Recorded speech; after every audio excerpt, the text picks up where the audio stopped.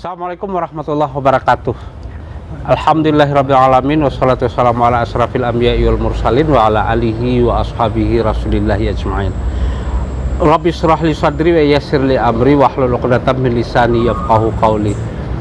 Para sahabat Pelantarang Mudo, kali ini kita berkesempatan bertemu dengan Dr. Phil Fadli Lukman Enhum, seorang dokter muda yang berasal dari Ranah Minang yang kebetulan pulang kampung ke Matua, dan kebetulan kami berjumpa di Kawa Indomal dan sebuah tempat makan, dan minta untuk video wawancara dengan beliau, dan ada hal-hal menarik yang kini kita kupas dan mudah-mudahan ini bermanfaat untuk kita bersama. Selamat sore Pak Dokter. Selamat sore Ustaz. Ada pertanyaan menarik ini. Pertanyaan menarik mungkin ya, pertama, doktornya Pak Fadli Lukman ini tafsir mengambilnya di Jerman. Pertanyaannya, kenapa belajar tafsirnya ke Jerman? Kalau orang kan lebih biasa kan, ini latar belakangnya pesantren Sumatera Tawalib, kemudian ke UIN, dan kalau ngambil dokter tafsirnya ke Jerman, dan kenapa tidak Timur Tengah misalnya gitu? Oke, itu pertanyaan yang cukup sering ya disampaikan. Kenapa belajar tafsir, kenapa belajar Islam itu malah ke negara-negara yang tidak dianggap sebagai pusat ilmunya Islam, apalagi Eropa. Paling tidak orang kita di timur mengenalnya sebagai negara, wilayah dengan peradaban, dengan pengaruh Kristen yang lebih kuat. Jadi seolah-olah itu terdengar sebagai studi yang salah alamat. Tapi ya mungkin ada beberapa hal yang ingin dijelaskan terkait hal itu. Pertama, bahwa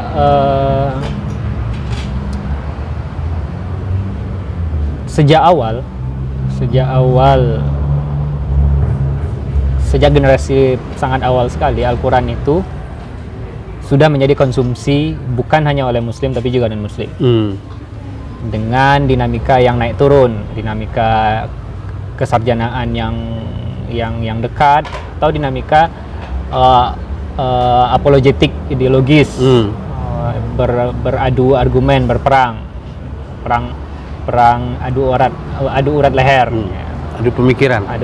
Ya nggak mesti adu pemikiran. Berapologi itu kadang-kadang bukan berpikir tapi cuman debat kusir. Jadi pola itu sudah ada sejak awal, dan itu artinya dimensi keilmuan di sisi lain itu juga ada, bukan hanya di sisi produksi keilmuan di ranah Islam saja. Yang pertama itu. Yang kedua, itu terkait itu ya, sejarah secara sekilas.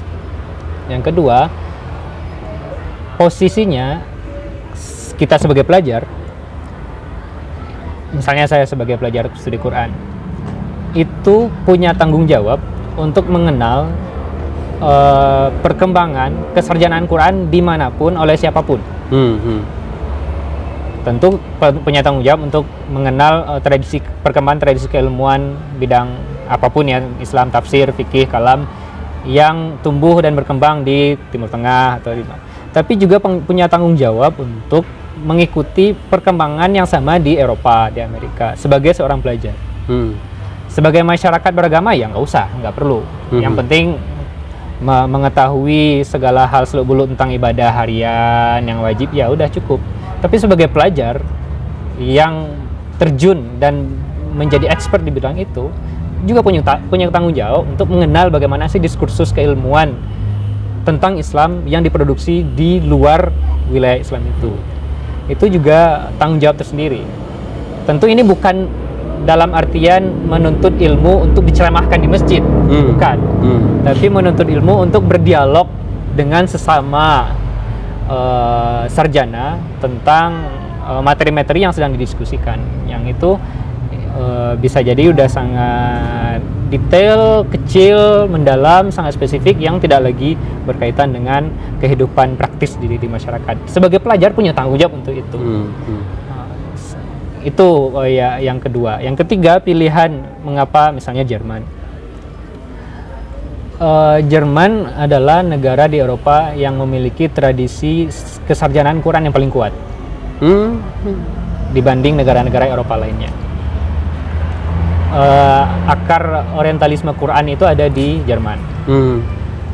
Dan mereka sejak awal abad 20 itu sudah sangat agresif dengan kesadaran arsip yang kuat. Itu mengumpulkan banyak sekali kearsipan-kearsipan yang muncul yang lahir di tanah Arab maupun di wilayah Asia Tenggara lainnya. Jadi mereka memiliki banyak sekali kepustakaan rujukan-rujukan lama.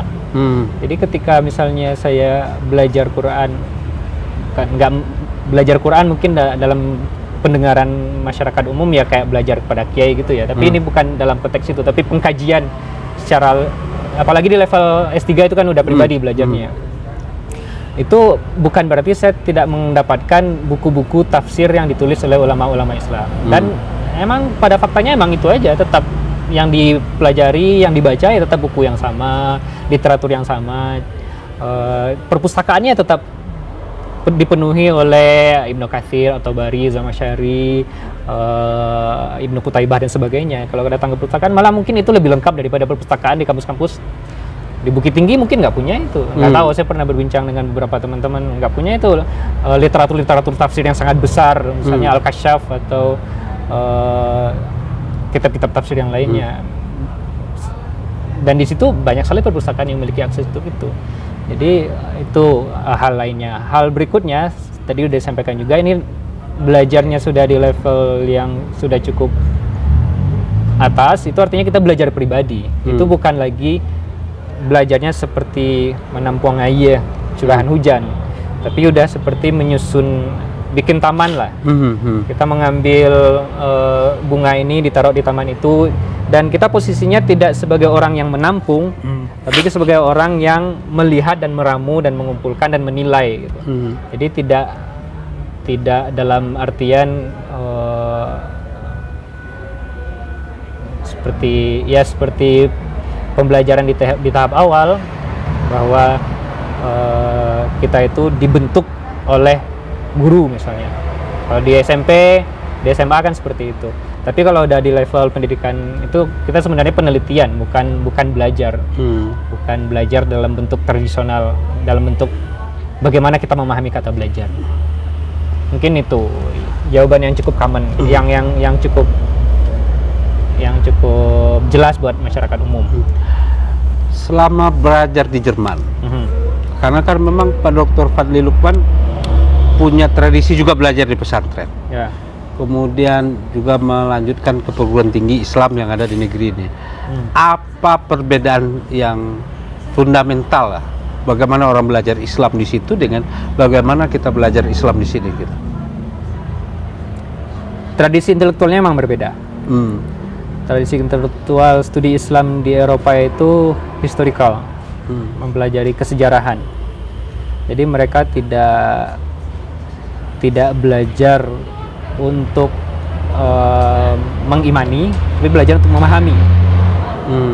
Jadi sampai mereka memahami mengapa di zaman ini muncul pemikiran yang seperti ini, tapi berselang satu abad pemikirannya jadi berbeda. Apa situasi sosialnya, bagaimana perdebatan intelektualnya, apa pengaruh kekuasaan, pengaruh raja, pengaruh industri dan segala macamnya, hanya memahami tentang dinamika itu. Tapi kalau kita belajar sebagai, misalnya di pesantren, itu kan kita belajar melihat perbedaan pendapat ulama, misalnya untuk kita pegangi mana pendapat satu yang kita pegang. Tujuannya kan seperti itu. Kalau di pesantren atau di keilmuan di kampus-kampus mungkin di IAIN juga masih seperti itu. Tapi kalau di Eropa tidak seperti itu lagi, tapi hanya memahami lapia itu di Pangana namanya di Kambangan, nah, sampai nampak udah sampai situ saja. Perbedaan paling fundamentalnya di situ. Kita tarik kepada wilayah yang lebih kecil. Sumatera Barat atau Minangkabau. Itu kan punya tradisi keilmuan yang juga cukup menarik. Artinya di sini menjadi sebuah lahir gerakan pembaharuan pemikiran Islam gitu kan. Dan bagaimana Pak Doktor melihat hari ini? Karena memang kalau berangkat dari historical itu tadi gitu. Bagaimana Pak Doktor melihat Minangkabau hari ini dalam pemahaman pemikiran-pemikiran keislaman? Sepertinya kasus Minangkabau mungkin tidak sangat spesifik dibanding wilayah-wilayah lain. Karena mungkin isunya mungkin agak mirip kalau konteks hari ini, yaitu informasi. Perbedaan yang telah dihasilkan oleh teknologi informasi. Nah, itu merubah banyak hal tentang otoritas, tentang situs belajar, tentang bagaimana akhirnya murid menghargai otoritas, bagaimana murid mengapresiasi lingkungan belajar, bagaimana mereka mengapresiasi sumber ilmu, itu akhirnya berbeda. Jadi mungkin ditarik ke konteks ini dulu, konteks biar kelihatan ya perbedaan kiri dan kanan antara model lama dan model baru. Kalau diambil titik ekstrimnya, sebelum teknologi informasi seperti ini, belajar agama itu terpusat di sebuah situs belajar. Apakah itu surau, madrasah atau pesantren atau dayah di Aceh, apapun namanya, itu terpusat. Bukan hanya belajar, tapi keberagamaan juga terpusat di situ. Aktivitas beragama ya terpusat di wilayah itu. Artinya apa? Artinya beragama itu tidak beragama secara personal, tapi beragama itu menjadi umat beragama berarti menjadi umat yang terikat secara sosial dengan komunitas yang sebangun dan yang beraktivitas di situs tadi. Dan di situ ada otoritas yang menjadi itunya, yang menjadi apa? Yang menjadi kepala pemimpinnya, kiai, ustadz, ulama atau siapa. Nah, maka dalam konteks itu si sang kiai, sang ustadz, sang syekh ini lah yang menjadi sumber ilmu. Dan mereka mengapresiasi ilmu itu berarti sebagaimana mereka mengapresiasi sang kiai, sang ustadz, sang syekh ini ya. Ada interaksi personal, jadi hanya mendapatkan ilmu itu secara personal. Nah, artinya apa? Artinya transmisi keilmuan itu terikat dengan otoritas tadi. Karena memang di rumah tidak ada akses yang sama. Tidak ada mushaf Quran. Jangan bayangkan mushaf Quran itu 1 abad yang lalu seperti sekarang. 1 abad yang lalu mushaf itu susah, yang punya paling masjid. Di rumah tidak ada. Jadi tidak bisa orang kalau tidak hafal tidak akan baca Quran di rumah, tidak akan. Kalau ingin baca Quran ya berarti ke masjid. Jadi belajar mencari pengetahuan tentang kebutuhan sehari-hari, misalnya untuk sholat, untuk berwudu ya dari masjid. Maka segala pengetahuan dan segala cara beragama itu dari masjid atau musala atau bukan musala atau surau atau dayah atau yang lain-lain. Nah, sekarang teknologi sudah memunculkan banyak hal baru. Sumber ilmu sudah banyak, tidak lagi terpusat. Cara mendapatkan ilmu juga sudah beragam. Jadi akhirnya keberagamaan masyarakat itu tidak lagi berada di bawah otoritas tadi. Mereka terlepas dari pengaruh otoritas itu. Sekarang bisa dapat informasi dari HP, dari gadget, dari YouTube, dari manapun kan. Ceramah itu yang diupload adalah ceramah Ustadz A, Ustadz B, tapi kan dipotong-potong, mendapatkan konteks yang tidak full dan segala macamnya. Nah, mungkin kalau Kunto Wijoyo nyebut Muslim tanpa masjid kan, mereka membangun keberagamaannya tidak lagi di bawah supervisi langsung dari si Ustadz, si Kiai, si Inya, si Syekh. Akhirnya ini menjadi terpecah. Umat mengambang, ada istilah itu, umat mengambang. Mereka yang keberagaman itu tidak lahir dari satu interaksi yang langsung tadi. Akhirnya ini berjalan sendiri-sendiri, menjadi tidak ideologis, dan sangat rentan dimasuki oleh pasar. Otomatis ketika ada produksi suatu hal di luar yang membawa simbol agama, itu gampang sekali masuk. Menjadi tiada ideologis dalam arti ya udah apa aja, semua mazhab, semua cara masuk dalam kotak yang sama, mereka mengaisnya tanpa ada kemampuan untuk menyaring, untuk melihat, untuk memilih. Jadi seperti itulah beragama kita sekarang, masyarakat sekarang. Mungkin, dan tadi pertanyaannya Minangkabau, ya mungkin itu bukan suatu hal yang spesifik Minangkabau, semua ya seperti itu. Apalagi literasi sekarang semua orang sudah bisa membaca, mungkin berbeda dari masa lalu ya. Mereka tidak bisa membaca, mereka hanya mendengarkan apa yang dijelaskan oleh tuanku, tapi tidak bisa mendapatkan informasi langsung. Kalau sekarang anak udah bisa belajar membaca kelas 1, kelas 2 SD, terus di sore hari mereka mendapatkan sebuah caption di Instagram, potongan hadis dan sedikit interpretasi pendek, dan udah seperti itulah memahaminya tanpa lepas dari supervisi tuanku tadi. Seperti itu perbedaan mendasarnya. Kalau tidak dijelaskan memang kondisi itu artinya sudah begitu mencair ya, bahwa tidak terbangun kelompok yang ideologis gitu ya. Kalau kita perbandingkan dengan teman sebelah itu kan modernisasi dalam satu sisi, walaupun juga kita menyaksikan bahwa ada yang meninggalkan lalu beralih fungsi menjadi masjid dan seterusnya gitu ya. Ini kira-kira kondisi ini, prediksi Pak Dokter itu, dampaknya ke depan itu seperti apa? Kalau misalnya teman sebelah itu kan masih bisa menjaga itu, mungkin ada jemaat begini, ada jemaat begini, kan begitu ya, jemaatnya itu jelas gitu ya. Nah kalau ini kira-kira dampaknya ke depan itu kan seperti apa?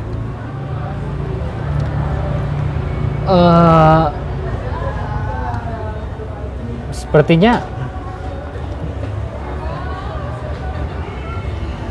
mungkin kita udah melihat sekarang bahwa masyarakat itu gampang terombang-ambing dengan perdebatan yang ada, yang beredar di masyarakat. Bahkan sampai yang paling kecil kan, kue onde-onde jadi masalah kan.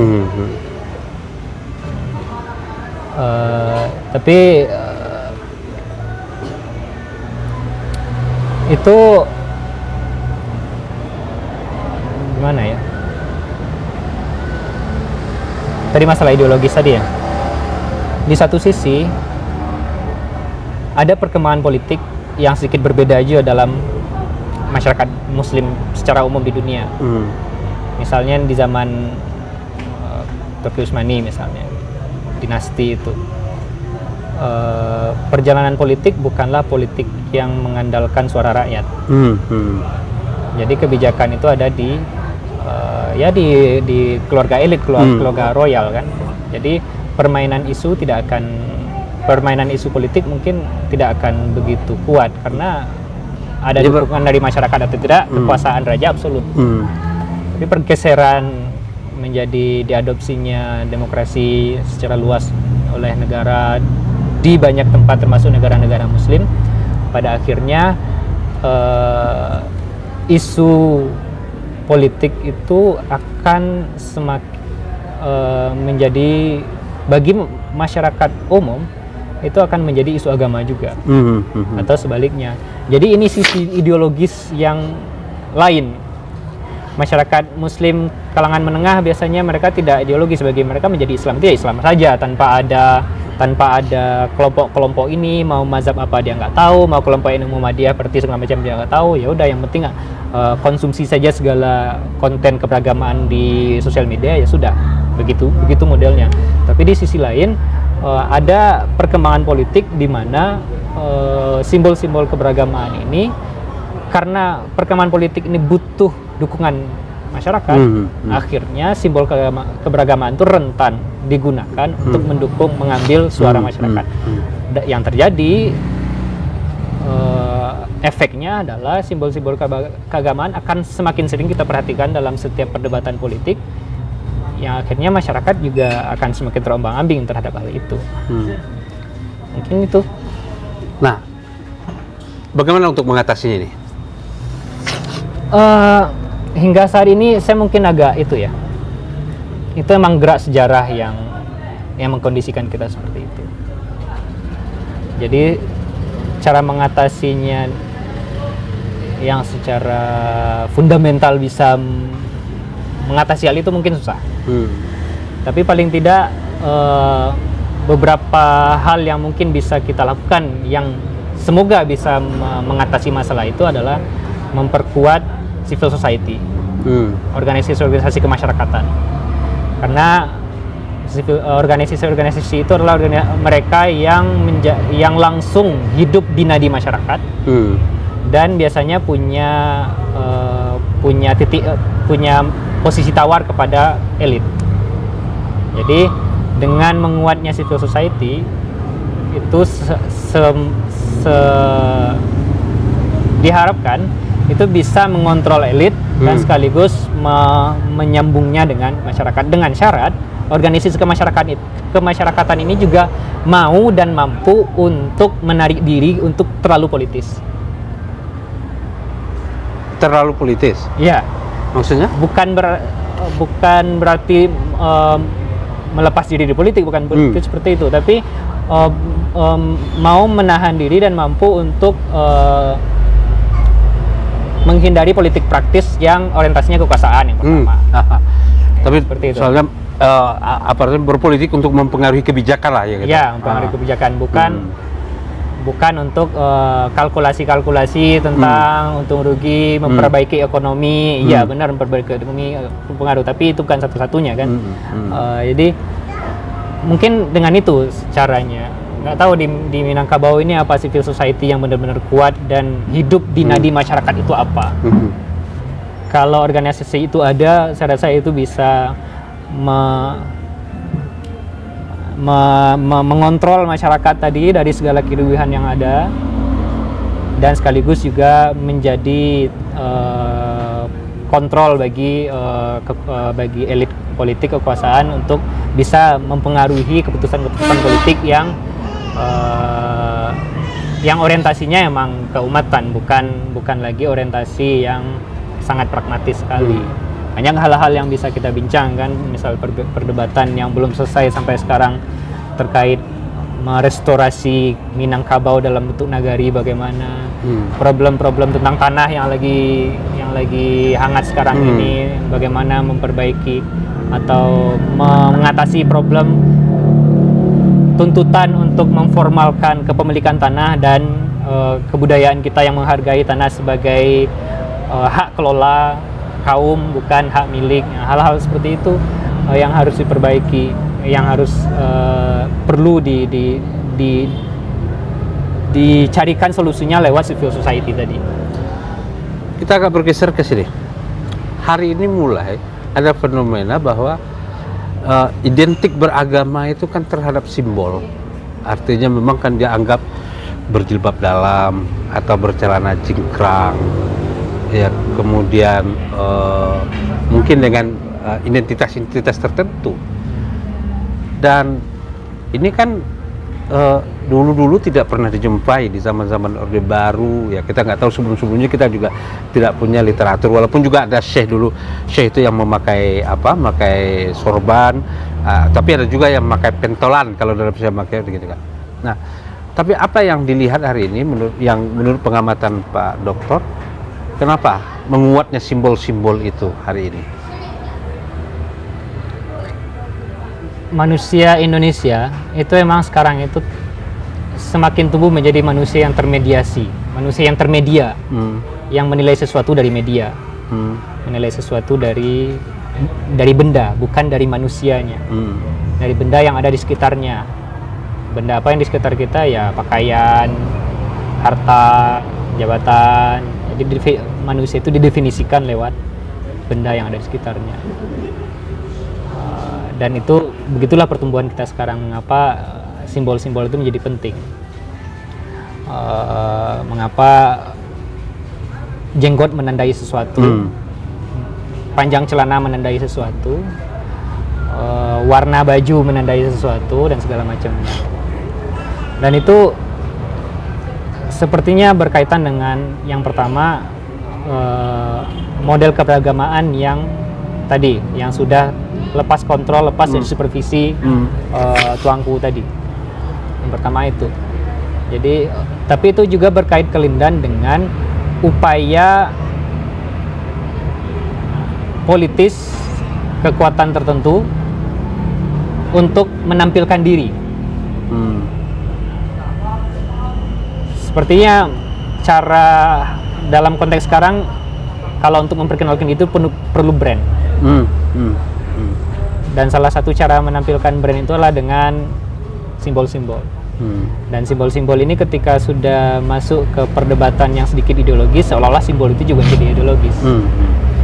Temannya seperti itu. Apalagi kalau sudah berkait kelindahan kembali dengan kekuasaan tadi, perebutan aset, perebutan sumber daya dan segala macamnya. Akhirnya ya seperti itulah yang terjadi. Tapi itu sebenarnya tidak sangat khas sekarang juga. Di masa-masa, di setiap masa juga ada yang seperti itu. Zaman Orde Baru, jilbab itu menjadi simbol perlawanan terhadap kuku Orde Baru yang terlalu tajam ke dalam gerakan keagamaan mahasiswa. Misalkan kan memakai jilbab itu artinya bukan hanya sebagai, nah ini tentang simbol ya. Bagi kita mungkin, bagi masyarakat umum mungkin memakai jilbab itu artinya simbol, tanda kesalehan saja. Tapi di level tertentu memakai jilbab itu juga berarti dalam konteks Orde Baru adalah cara memperlihatkan diri bahwa dia adalah orang yang menentang Orde Baru. Nah, itulah contoh bagaimana salah satu simbol keagamaan berhubungan, berkelindan dengan pertarungan politik yang terjadi.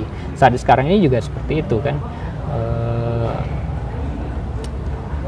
Terkait bendera HTI misalnya, itu disimbolkan ada tari ulur di situ, apakah itu bendera HTI atau bendera Islam. Upaya-upaya meredefinisi simbol-simbol itu dan untuk membangun persepsi, membangun pandangan orang tertentu tentang simbol-simbol itu, dan untuk membakar semangat, membakar kemarahan dengan apa yang kita asosiasikan ada di simbol itu. Misalnya bendera HTI diasosiasikan kepada Islam, dan ketika ada serangan kepada bendera itu kemudian dimaknai bukan sebagai serangan kepada HTI tapi serangan kepada Islam, yang proses-proses seperti itu. Emang gerak sejarah mengarahkan kita seperti itu. Kalau kita mungkin sedikit agak bicara soal politik, ini muncul seperti Hagia Sophia, sepertinya ada kepuasan di kalangan umat hari ini apa yang terjadi di Turki, sehingga kan seakan-akan ada frame Turki membayangkan kalau seandainya Erdogan ini di Indonesia gitu ya. Fenomena apa ini yang kalau Pak Dokter lihat, kenapa umat kita sepertinya selalu merasa inferiority lah gitu ya? Nah, fenomena apa ini sebetulnya? Saya sebenarnya agak sungkan berbicara tentang Hagia Sophia karena emang tidak banyak mengikuti berita tentang itu pertama, dan juga tidak banyak mengikuti sejarah tentang Hagia Sophia itu secara lebih banyak, secara lebih mendalam. Cuman atau ini ada kepentingan politik tadi untuk dalam konteks keberagamaan secara umum saja. Dalam konteks keberagamaan secara umum saja. Tumbuhnya Muslim di Indonesia itu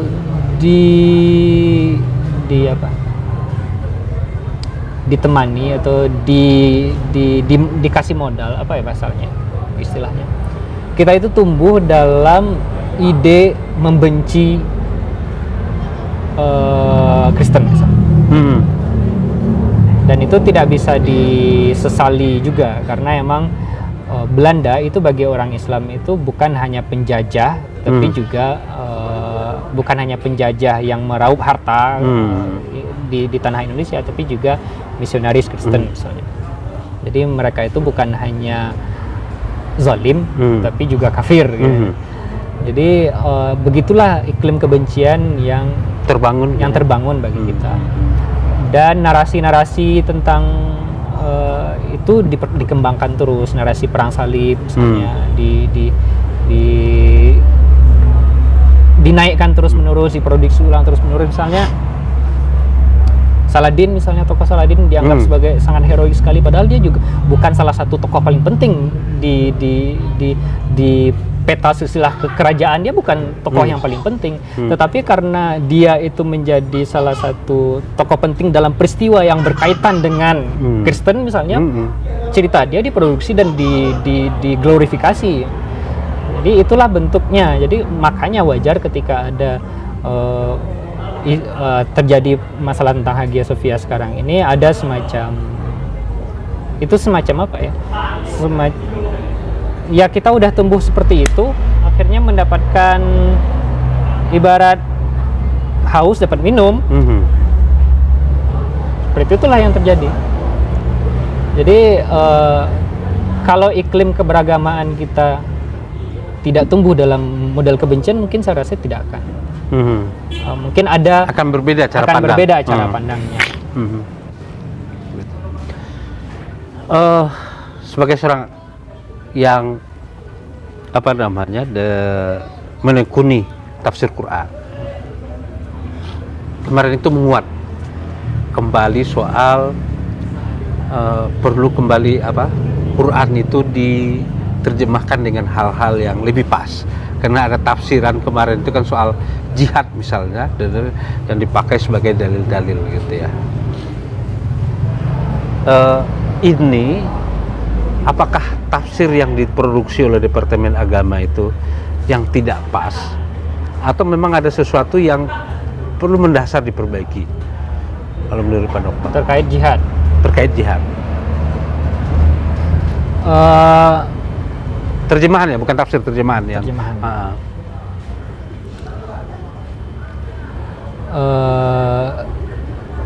Itu harus dilihat ayat secara spesifik kalau mencari apakah terjadi kekeliruan penafsiran. Tapi sepertinya saya agak ragu bahwa persepsi kita umat tentang jihad sekarang itu datang dari terjemahan tentang jihad itu. Bahwa itu berkontribusi, saya rasa iya, tapi itu tidak yang sangat membentuknya, bukan hal yang secara fundamental membentuk itu. Mengapa? Karena jihad itu sudah menjadi terminologi yang diperbincangkan secara luas. Mereka tidak mengetahui jihad dari terjemahan, meskipun bisa menemukan itu di terjemahan, tapi menemukannya dari perdebatan di TV oleh para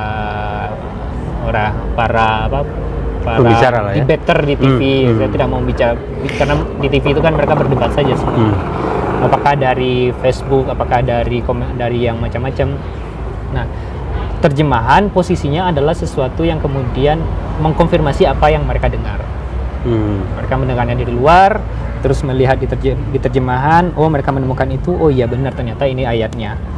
Dan satu lagi yang paling penting adalah ada suatu gejala yang saya sebut sekarang sebagai, kalau di bahasa Indonesia kan mungkin sebagai terjemahisme, yaitu di mana seorang Muslim mendasarkan keberagamaannya dari terjemahan Quran, bukan dari Quran sendiri. Secara teologis, dua hal itu berbeda. Bagi dalam akidah Islam, yang namanya wahyu itu adalah Quran yang berbahasa Arab, Quran Arabian. Terjemahannya tidak setara baik secara maknawi maupun secara hakiki. Secara hakiki maksudnya terjemahan itu tidak suci, artinya tidak boleh dibawa ke sholat. Itu secara hakiki dia tidak membacanya, tidak satu huruf dihargai 10 pahala yang sebagaimana baca bahasa Arab, tidak seperti itu. Dan juga secara maknawi maksudnya terjemahan itu tidak equal, tidak sepadan, tidak seimbang dengan produk teksnya. Tapi karena perkembangan keberagaman sekarang terjadi apa yang disebut terjemahisme tadi. Terjemahanlah yang dijadikan rujukan. Menerjemahkan ini perlu, tapi pada perkembangannya terjemahan ini dijadikan rujukan utama. Itu yang masalah. Terjemahan dijadikan rujukan utama. Yang masalahnya di situ. Bukan terjemahan itu perlu atau tidak. Itu perdebatan yang lain. Nah, makanya ada ketimpangan dari seharusnya merujuk ke teks asal, tapi yang dirujuk adalah teks sekunder yang itu tidak sepadan. Yang problemnya adalah terjemahan ini bagi masyarakat disetarakan dengan teks, seolah-olah ketika mereka membaca terjemahan itu apa yang mereka pahami itu adalah Quran, bukan terjemahan. Nah, jadi seperti itu. Jadi ada ketimpangan memang tidak bisa dipungkiri ada di situ. Misalnya kata fitnah, orang Indonesia memahami fitnah itu menuduh kan, dia telah mencuri, padahal tidak, itu adalah fitnah. Padahal kata fitnah dalam Al-Quran artinya tidak seperti itu. Kalau kita perhatikan dalam banyak ayat, misalnya kata zakat itu tidak diartikan zakat dalam terjemahan, karena emang konteksnya, meskipun bagi kita kalau kita baca zakat sekarang apa? Zakat mal, zakat fitrah kan. Dalam banyak terjemahan zakat itu terjemahkan sebagai sedekah. Sementara sedekah ada bahasa Arabnya sendiri sedekah. Ya karena konteksnya berbeda.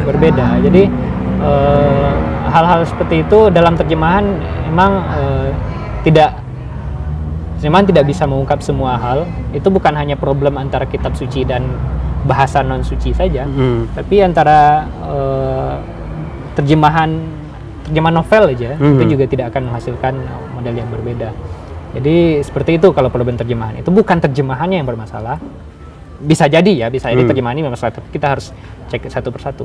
Tapi yang bermasalah cara beragama kita, sebagian besar kita yang terjemahisme tadi, yang mengakui apa yang didapatkan dari terjemahan itu absolut. Ini mungkin pertanyaan terakhir. Seakan hari ini masyarakat ini kan menerima begitu mentah-mentah apa yang ada di Google, apa yang ada dari sumber-sumberan ketiga lah mungkin ya, yang ini. Apa yang salah dari cara berpikir orang kita? Apakah ini sistem pendidikan kita yang membuat daya kritis atau daya nalar itu tidak mampu menyaring ya? Atau di mana? Apa penyebabnya?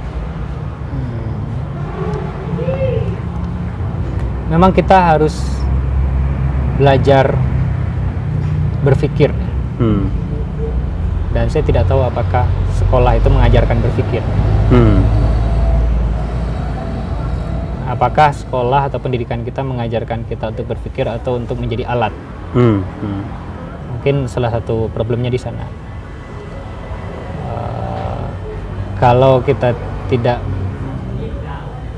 mengoptimalkan potensi kita berpikir, pada akhirnya ya seperti itu. Kita gampang termakan oleh informasi-informasi yang tidak jelas. Itu problem. Tapi itu tidak bisa disalahkan 100% kepada masyarakat. Itu juga butuh elit-elit atau tokoh-tokoh, figur-figur yang bertanggung jawab untuk mengatasi masalah itu. Misalnya madrasah atau pesantren, berhentilah menjadi sekolah. Pesantren itu harus menjadi pesantren. Pesantren tidak boleh menjadi sekolah. Sekolah dan pesantren berbeda, madrasah dan pesantren berbeda. Sekolah, mereka datang ke sekolah, belajar ke guru, selesai. Sekolah bertanggung jawab pada murid. Tapi kalau pesantren atau madrasah, mereka bertanggung jawab pada umat. Dalam artian yang menjadi konsumen, kalau kita harus bahasakan itu, karena madrasah sekarang juga kadang-kadang memperlakukan muridnya sebagai konsumen, itu bukan murid dan wali murid, tapi masyarakat secara umum. Jadi di situ madrasah itu berpotensi untuk menguatkan civil society yang saya sampaikan tadi. Tapi jika madrasah itu hanya menjadi sekolah saja, ya akhirnya tidak gagal untuk menjadi civil society itu tadi. Nah, makanya sekolah itu, madrasah itu harus bisa menjadi situs kembali, menjadi situs tempat beragama yang mensupervisi keberagamaan masyarakat, bukan hanya selama anaknya terdaftar di situ, tapi juga institusi yang secara luas juga mempengaruhi masyarakat umum. Dalam artian, kalau pesantren, kalau madrasah, kalau keberagamaan, kalau berfatwa ya fatwanya didengar oleh masyarakat. Kalau urusan-urusan keberagamaannya, masyarakat terbuka bertanya kepada mereka dan bisa memberikan jawaban yang cukup. Jadi tanggung jawabnya itu adalah pendidikan dalam konteks pembebasan, bukan pendidikan dalam arti dalam orientasi sekarang. Orientasi sekarang kan lulusnya SD itu orientasinya untuk dapat sekolah SMP elit. Lulusnya anak SMP itu biar dapat sekolah SMA elit. Lulusannya SMA elit itu biar dapat sekolah di kampus elit. Perguruan tinggi elit itu biar bisa bekerja di perusahaan-perusahaan elit. Tujuannya kan arahnya seperti itu. Jadi bukanlah pendidikan yang memanusiakan manusia. Itu pendidikan yang menjadikan manusia sebagai robot. Ya, itu sudah jawaban yang tidak terkonsep ya, tapi udah melebar kemana-mana. Tapi itulah poin-poin yang saya sampaikan. Jadi ya mungkin karena memang ada yang salah di sistem ini gitu ya, ada yang salah di sistem.